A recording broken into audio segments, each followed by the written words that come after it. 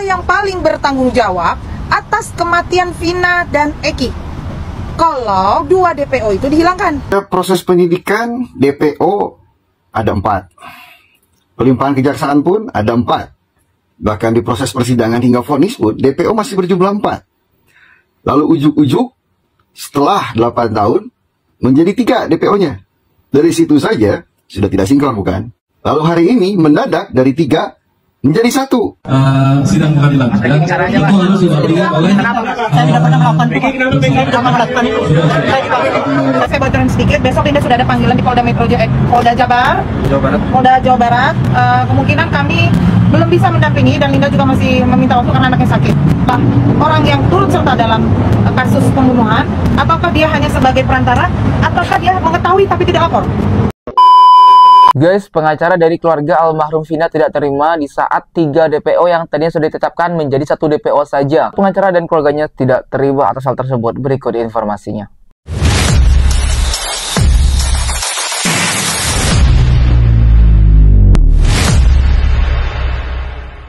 Nah, sekarang dari BAP itu benar adanya, tiba-tiba 2 DPO di dalam nama BAP itu hilang. Jadi itu yang ditanda tanya buat kita. Jadi kita tim kuasa hukum harus bagaimana? Tertawa sebenarnya mendengar itu.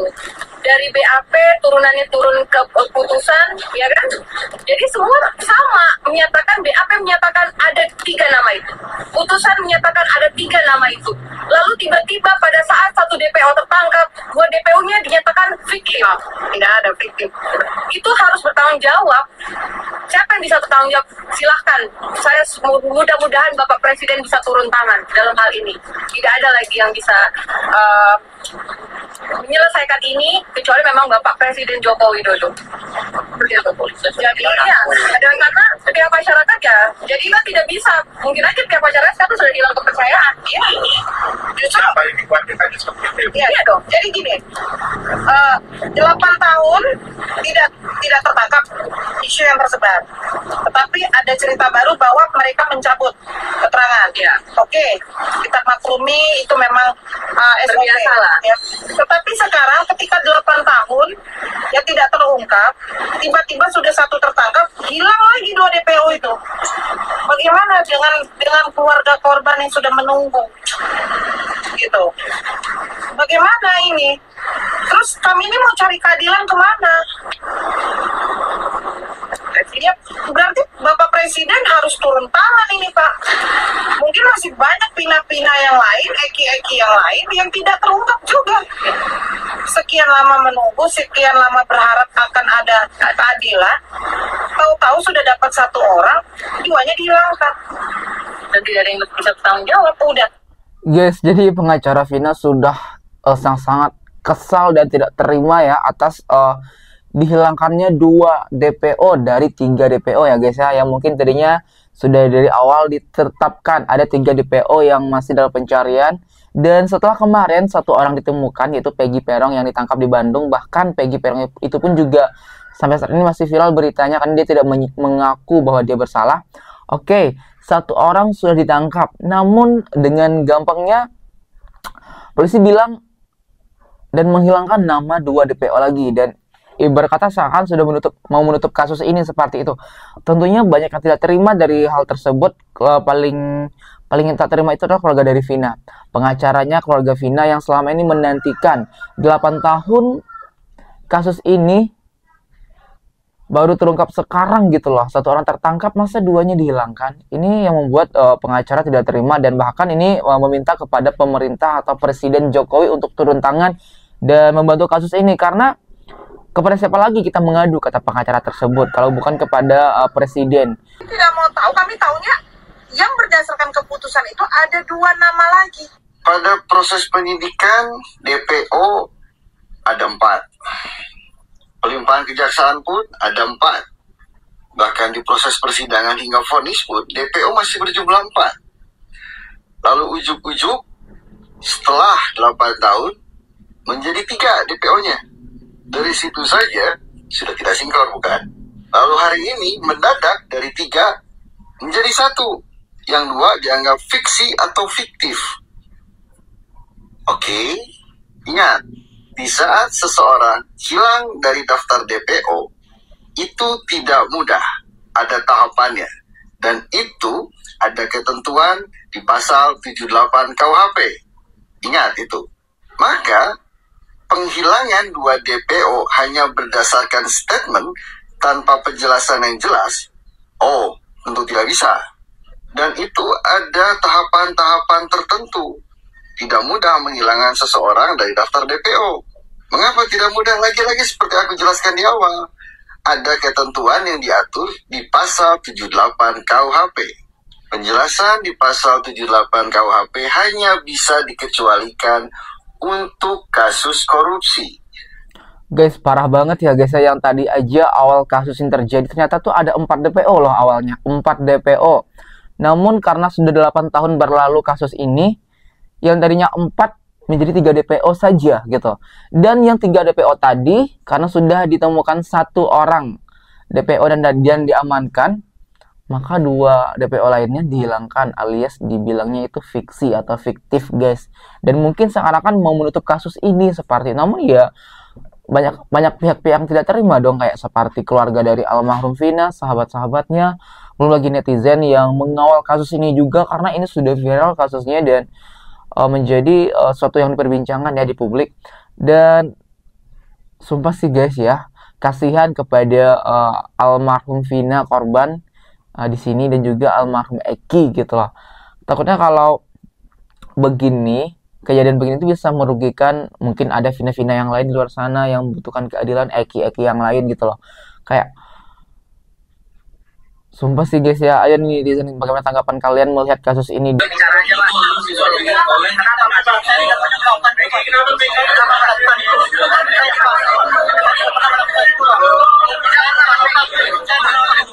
agar terpilih. Tunggu sabar.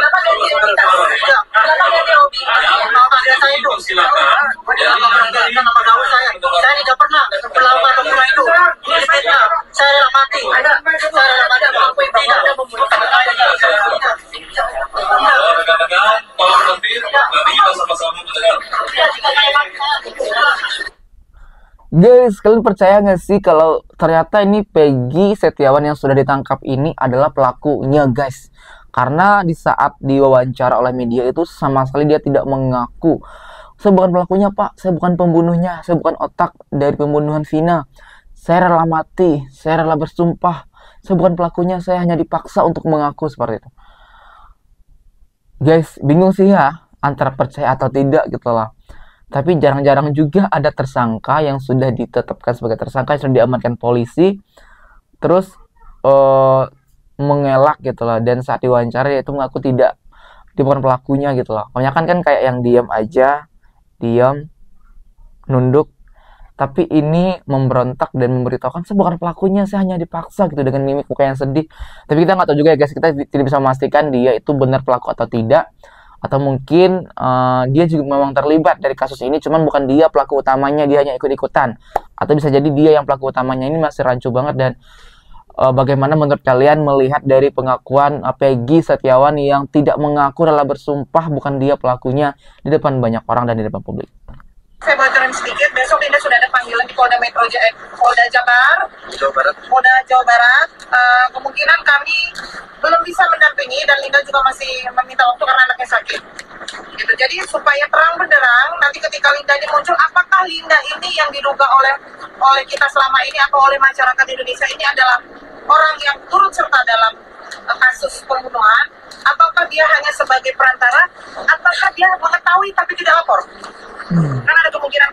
Kami juga tidak bisa, kami sudah menanyakan, namun jawabannya masih satu. Jadi nanti kita tinggal tunggu rekan-rekan setelah dari pemeriksaan tersebut. Saya pasti akan informasikan ya, pasti juga akan kita buka supaya tidak menjadi konsumsi publik yang negatif. Gitu. Jujur, Linda dan keluarganya, Linda juga sudah punya suami dan itu bukan Egy, ya, yang seperti tersebar luas juga. Jadi Linda bukan Egy, suaminya, dan Linda sendiri siap untuk bertemu dengan media setelah Linda diperiksa dan diambil keterangannya dari Polda. Guys, alhamdulillah banget Linda bakal menemui dan muncul ke publik ya. Seperti yang dikatakan oleh pengacara dari almarhum Vina ini, Linda sudah ada panggilan dari Polda Jabar untuk mungkin memberikan kesaksian informasi yang sedetail-detailnya untuk membuka kasus ini. Dan juga pengacara Vina tadi juga mengatakan kalau memang di situ nanti sesuai dengan dugaan-dugaan semua orang atau netizen, yang mana Linda takutnya terlibat atau Linda hanya mengetahui tapi dia tidak bisa menjelaskan, lebih memilih bungkam, atau memang Linda juga terlibat dari kasus ini dan sebagainya, nanti bakal diinformasikan lebih lanjut. Intinya Linda sudah ada omongan dan sudah dikomunikasikan juga bakalan muncul guys, memberikan keterangan dan kesaksiannya nanti. Gila. Plot twist yang tidak terduga, dari 3 DPO menjadi 1. Ya, kita harus apresiasi kinerja polisi lah. Mungkin memang itu hasil penyelidikan dari pihak kepolisian, kita harus apresiasi. Cuma yang gue pertanyakan ini, sekuat apa sih si Peggy ini, si Perong ini, sampai yang 5-nya itu nggak berani buka suara gitu loh. Terus ya sejago apa sih itu? Berandai-andai aja lah, lu misalnya lu sendiri nih, misalnya nih, ya jangan gua, lu misalnya lu mau dihukum mati atau lu dipenjara seumur hidup, tapi di situ ada teman lu yang terlibat, dia lolos, pasti lu buka suara, apalagi lu kenal satu kampung. Yang menurutku begitu sih, ya kan.